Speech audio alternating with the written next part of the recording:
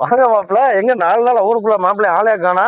ஓ, தேர்தல் பிரச்சாரத்துக்கு போயிட்டு வரேன் மாமா. நீ வேற வந்தாலே ஏதாச்சும் ஒண்ணு. பாசிச பாஜக, அடிமை அதிமுக. போங்க. என்ன சொன்னீங்க என்ன சொன்னீங்க? பாசிச பாஜக, அடிமை அதிமுக. பாசிச பாஜக. அந்த பாசிசங்கிற வார்த்தைக்கு மாப்பிள்ளைக்கு அர்த்தம் தெரியுங்களா? நீங்க பாசிச பாஜக. அவ்வளவுதான் உனக்கு தெரியும். பாசிசங்கிறதுக்கு அர்த்தம் தெரியாமையே ஓட்டிக்கிட்டே இருப்பீங்க. உண்மையிலேயே பாசிசம்னா என்னன்னு மாமா சொல்லிட்டுங்களா? தான் நினைக்கிறத மட்டுமே அடுத்தவனை செய்ய சொல்லி நிர்பந்தம் படுத்துறோம் பார்த்தீங்களா, அதுக்கு பேரு தான் பாசிசம். அதை செய்யறது யாரு தெரியுங்களா?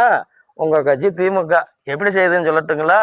தனித்தனி சின்ன இருக்கிற கட்சிகளை பூரா கூட வச்சிருந்தாலும் உதயசூரியன் சின்னத்துலதே நிக்கணும்னு கட்டாயப்படுத்தி வலுக்கட்டாயப்படுத்தி நிப்பாட்டிருக்கீங்க பாருங்க. தான் சொல்றதே செய்யணும். ஜெயிச்சா கூட அவங்க பூரா அந்த கட்சி எம்எல்ஏ கிடையாது, திமுக எம்எல்ஏ. அப்படி செஞ்சு வச்சிருக்கிறதுக்கு பேரு தாங்க பாசிசம். அது இன்னொன்னு என்ன சொன்னீங்க? அடிமை அதிமுக. இந்த கூட்டணியில யாரும் அடிமை இல்லைங்க. பிஜேபிக்கு ஒரு சின்ன இருக்கு, அதிமுக ஒரு சின்ன இருக்கு. சின்ன சின்ன கட்சிகள்லாம் தாமரையில நிக்கட்டும், இலையில நிக்கட்டும் சுதந்திரம் கொடுத்து அவங்கவுங்க இஷ்டத்துக்கு நிக்கிறாங்க. நீங்க என்ன சொன்னீங்க? அடிமை. அடிமைகள் யாரு தெரியுமா? 5 வருஷம் அந்த கூட்டணியில இருக்காங்க பாரு. விசிக, மதிமுக, கம்யூனிஸ்ட், காங்கிரஸ்.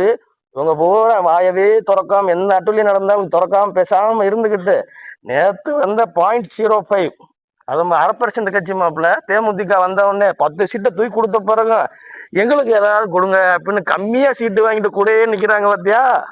அவங்க தான் அடிமைகள். இப்ப சொல்லுங்க, பாசிச திமுக, அடிமை கூட்டணி கட்சிகள். இதுதான் கரெக்டுங்க.